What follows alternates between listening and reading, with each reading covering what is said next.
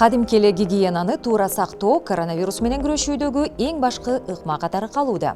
Ар бирибиз эле колду кайра жууп, бет кап тагынып, колду эле эмес, кармаган буюмдарды дагы санитайзер менен тазалап, керек болсо жашаган үйүбүздөн жумушубузга чейин дезинфекциялаган учур көп эле болду. Тилекке каршы коркунучтуу вирусту алдын алуу үчүн башка ыкма табыла элек. Бул сөз дарыгерде берүүсү. Бүгүн биз коронавирус жөнүндө сөз кылып, аны менен жакындан таанышабыз. 2019-жылдын 8-декабрында коронавирустун жаңы түрү Кытайдын Ухань шаарында аныкталган.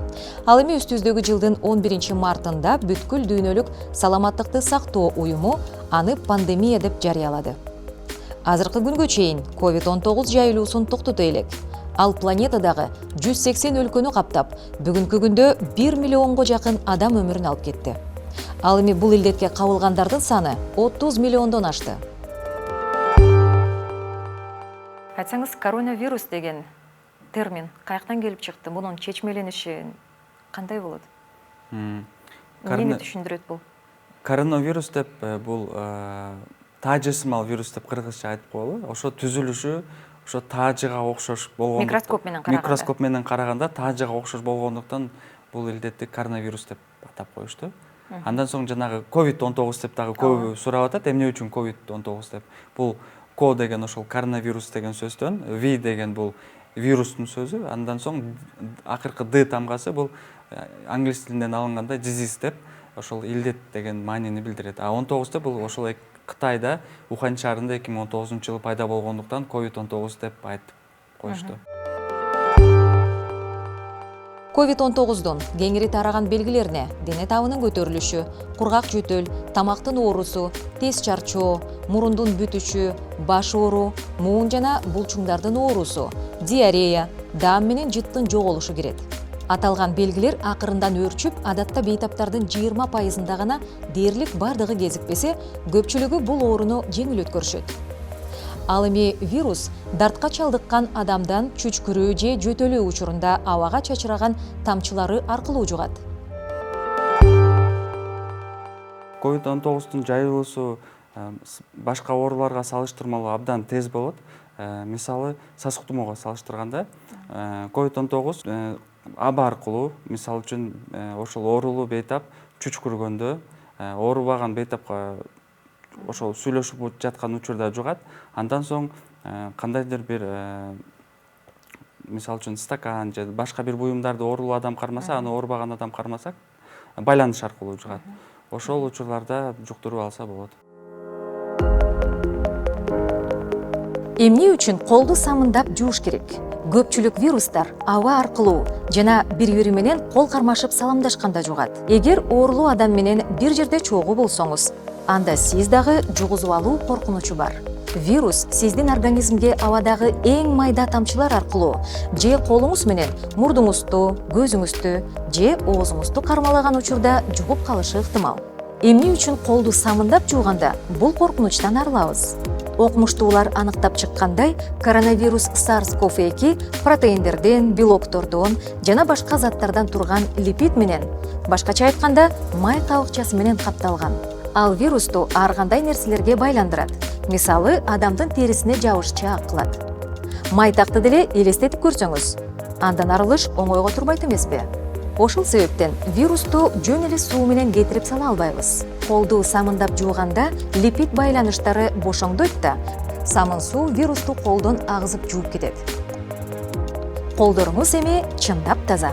Эгерде колду самындап жуугандын эч кандай деле өзгөчөлүгү жок, бул кадырет эле көрүнүш деп эсептесеңиз, анда сиз жаңылышасыз. Доктурлардын кабинеттеринде байкасаңыздар, колду жууштун эрежеси көрсөтүлгөн схемалар илинип турат. Кыскача айтсак, колду жууганда эки алаканыңызды, манжаларыңыздын арасын, билегиңизди жакшылап самындап жуушуңуз керек. Колуңузду жакшылап жышыңыз. Жууган соң колуңузду кургата аарчыңыз. Бул учурда салфетка же кагаз сүлгүсү сиздин эң мыкты жардамчыларыңыз боло алышат. Колдугу жуйбуз, антисептик менен тазалайбыз. Ал эми күнүмдүк колдонуучу буюмдарда вирус сакталабы? Ооба, вирус буюмдарда дагы жашай алат. Бирок аларды биз дезинфекциялоочу каражаттар менен өлтүрө алабыз. Изилдөөлөргө таянсак, вирус желим жана дат баспай турган болотто 72 саатка чейин, жезде 4 саатка чейин, ал эми картон кагаздарда 24 саатка чейин жашайт. Мындан улам үйдөн сырткары жүргөндө көз, мурун жана оозуңузду кармоодон оолак болуңуз. Колдон келишинче курамында спирти бар каражаттар же самын менен колду тазалап турууну унутпаңыз. Эгерде дарыканада же дүкөндөрдө антисептик таба албай калсаңыз, анда үй шартында дагы өзүңүз оңой эле жасап алсаңыз болот. Көптөгөн рецепттердин арасынан натыйжасы көбүрөөк боло турганын жана колдун терисине азыраак зыян келтире турганын тандап алуу маанилүү. Бүткүл дүйнөлүк саламаттыкты сактоо уюму төмөнкү заттарды кошууну сунуштайт. 96% этил спирти же 99% изопропил спиртин, 3% кычкыл суутеги, перекись водород, 98% глицерин колдун терисинин кургап кетишинин алдын алат. Тазартылган же кайнатылган жылымык суусу. Эми шартыңыз бар болсо, дозатору бар ылайыктуу идиш сатып же тандап алсаңыз болот. 100 мл көлөмдөгү антисептик каражатына ээ болуш үчүн керектелүүчү заттар төмөнкүдөй катышта болушу керек. Этил спирти 83 мл, кычкыл суутеги 4,2 мл, глицерин 1,4 мл, суу 10 мл. Кошулманы жакшылап аралаштырган соң керектүү идишке куюп алсаңар болот. Анткени суюктук даяр. Колду мындай антибактериалдык гель менен 30 секундтан кем эмес сүртүнүш абзел. Болбосо спирт вирустун кайыкчасын бузуп жетишпей калат. Антибактериалдык затты колуңузга, алакандарыңызга жана манжаларыңыздын арасына жакшылап жеткидей болгондой сүртүңүз. Дерматолог врачтар антисептикти зарыл болгон учурда гана колдонуусун эскертет. Эгерде самын менен кол жуу мүмкүнчүлүгүңүз болсо, анда аны эле колдонгонуңуз туура. Күзүндө суукка урунуп калуу коркунучу көбүрөөк. Мындай учурда биз көнгөн курч мүнөздөгү вирустук инфекция дагы күч алчу эле. Көпчүлүктү ойлондурган суроо, анын коронавирустан айырмасы барбы? Жана аларды кантип айырмаласа болот? Чындыгында аталган вирустук оорулардын белгилери окшош болгону менен COVID-19ду даам менен жытты сезбей калуу жана жогорку температуранын көп убакытка сакталышы айырмалап турат. Ал эми толук аныктоо үчүн сөзсүз түрдө ПЦР анализ тапшыруу керек. Коронавирустун биринчи белгилери байкалганда шыр эле медицинский жардамга кайрылган жакшыбы же үйдө обочолонуп отурган оңбу? Жакшы суроо бердиңиз. Себеби пандемия ошол бизде пик болуп турган учурда элдин баардыгы эле башында эле дене табы 37 болсо деле же жыт сезим жоголуп калса эле жанагы 118ге чалып линияны бошотпой жатты да. Багы ким оор абалда болгондор болсо телефон чала албай, ошол жардам ала албай биз медицинабыз аябай кыйын абалга туш келип калды ошол убакта. Ошондуктан мен азыр бизди көрүп турган адамдарга айтып кетет элем, эгер сизде биринчи белгилери пайда болгон болсо, паникага алдырбай, стресске алдырбай, үй шартында жок дегенде кеминде 3 күн бою өзүңүздүн абалыңызды карашыңыз керек. Мындай изоляция болушуңуз керек да, изоляция болуп, дене табыңызды ченеп, суюктукту бат-баттан ичип, эгер көтөрүлбөй болгон болсо, ошол эле эрежени сактап үй учурунда, үй шартында карап турса болот. Анан көпчүлүк дагы башка бир суроо берип атат. Эгер өрчүп кетсе эмне кылабыз депчи? Ал 3 күндүн ичинде эгер жакшы мындай жаман көрсөткүч болбосо, анда өрчүп кетиши кыйыныраак. Көпчүлүк учурда эмне үчүн өрчүдү? Бул баягы бейтаптар өз алдынча баягы коңшу айткан же дагы башка бир табып айткан кеңештер боюнча дарыланып жатып, ошо өздөрү өрчүтүп алды ооруну. Коронавируска чалдыккандардын ичинен 80% аны жеңил өткөрөт. Алар үчүн дени сак жашоону кармануу, күнүнө жеңил көнүгүүлөрдү аткаруу, же 10 000 кадам басуу, суюктукту көп ичүү, жана керек болгон учурда дене табын түшүрүүчү каражаттарды колдонуу жетиштүү болот. Бирок бейтаптын температурасы 3 күндөн ашык кармалып, жана анын көрсөткүчү 38 градустан түшпөй жатса, пульсоксиметр менен сатурацияны текшерүү керек. Кандын кычкылтек менен байытылышы 90-дон ылдый түшкөн кезде бейтап оор абалда деп эсептелинет. Мындайда сөзсүз дарыгердин көзөмөлүндө дарылануу кажет. Вирусту жуктуруп алган адамдар мисалы үчүн абалынын мындан дагы оорлоп күчөп кетпеси үчүн кандайдыр бир кадамдар барбы? Сөзсүз түрдө бул биринчи иретте иммунитетти чыңдаш керек.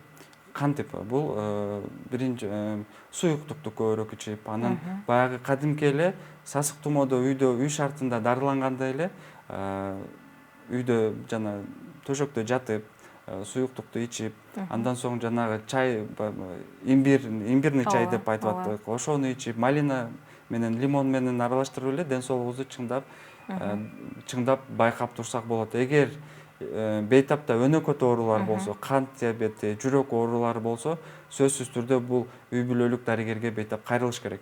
Эгер кайрылбаса, ал илдеттин өрчүп кетүү коркунучу бар. Себеби ошол мен айтып кеткен илдеттер бул биринчи иретте жанагы кооптуу болот бейтап үчүн.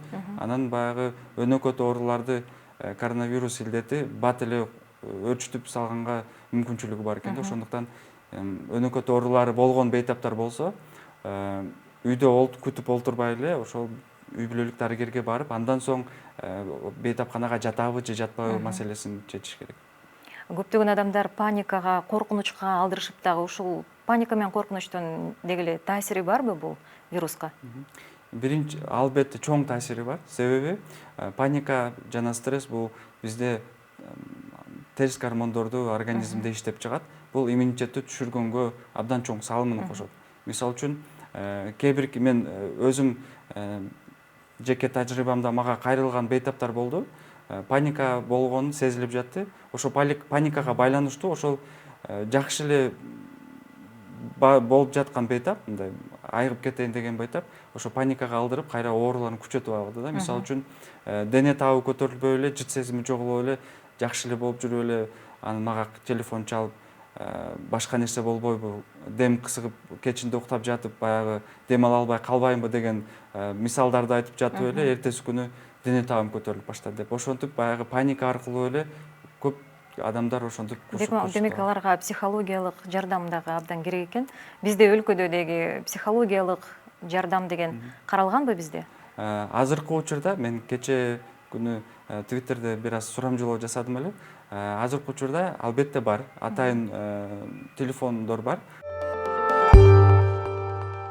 Азыркы учурда психологдор оорудан айыккандар менен көбүрөөк иштеп жатышат.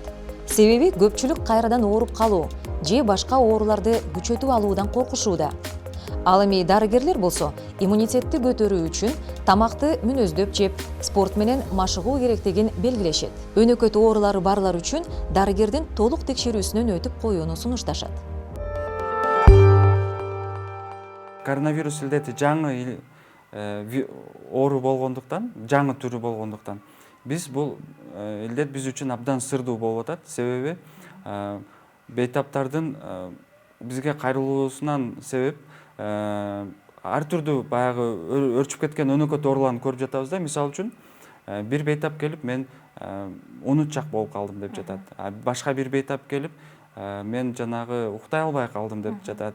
Кээ биркилер болсо жанагы баягы башка, мисалы үчүн боору болобу же бөйрөгү болобу, ошол жактан кандайдыр бир мурда билинбеген оорулар пайда болду деп жатат. Жана эркектер боюнча кээ бирки маалыматтар боюнча жанагы тукумсуздукка дагы алып келиши мүмкүн экен. Ошондуктан бул абдан коркунучтуу оорулардын бирөөсү. Элиме айтып кетет элем, баягы бул илдет биз уже оор бүттүк, эч нерсе болбойт деген суроолордон алысыраак алыс болуш керек. Андан сөзсүз түрдө кайра калыбына келиш үчүн дарыгерлерге кайрылыш керек. Айрым учурларда жит сезүү бир жумадан 2-3 айга чейин жоголушу мүмкүн. Бул учурда кабатыр болбоңуз. Эгер жит сезүүнүн тез кайтып келүүсүн кааласаңыз, бир гана дарыгерлердин берген кеңештерин карманыңыз. Анткени спиртти жыттуу аркылуу жит сезүүнү кайтаруу деген жаңылыш ой. Адистердин айтуусунда, анын кесепетинен ден соолук жабыркап калышы ыктымал. Спиртти бат-баттан жыттаган зыян. Себеби ошол биздин мурдубуздагы кабыктын күйгүзүп салышы мүмкүн. Анда биз тескерисинче жытты өмүр бою сезбей тургандай болуп калабыз да. Бул арак боюнча дагы айтып кетет элем, баягы пандемия бизде башталып жатканда көпчүлүк учурда баягы маалыматтар таркап кеткен. Ошол спиртти жыттап турса, бейтап оорубайт экен депчи. Тескерисинче ошол учурда бейтаптар мас болуп калып, мас болгондо организм кайрадан иммунитети түшөт. Ошол алар ооруп калганга мындай тездетип коюшту да, көпчүлүк учурдачы. Ошондуктан арактын эч кандай пайдасы жок. Биринчи баягы маалыматтар тарап жатканда ошол тамеки чеккендерде оорубайт экен депчи. Бул деле ошол тамеки чеккен адамдарга шылтоо болду. Демек, мен туура эле ушул тамекини чегип жаткан турбаймынбы деп өздөрүнү баягы алаксытышты. Бирок тескерисинче биз ошол кызыл зонада иштегенде байкадык, ошол тамеки чеккен адамдар оор ошол абалды өткөрүп, кээ биркилер кайтыш болуп кетти. Себеби ошол биздин өпкөбүз ушунчалык баягы терс затка уулангандыктан ошол коронавирус илдетине баягы күч мындай каршы көрсөтө алган жок. Программанын соңунда сактануучу чараларды көз жаздымда калтырбоону эскертебиз. Сөзсүз түрдө гигиенаны жана социалдык аралыкты сактап, адамдар менен учурашканда тыгыз байланыштан алыс болуңуздар. Ал эми кийинки берүүдө биз COVID-19 аныктоо менен обочолонуу эрежелерине кенен токтолобуз. Азыр болсо тезинен биздин социалдык баракчаларыбызга катталып, коронавирус жөнүндөгү актуалдуу жана тастыкталган маалыматтарды алсаңыздар болот. Сиздер менен мен Нургүл Абдразакова болдум. Көрүшкөнчө саламатта болуңуздар.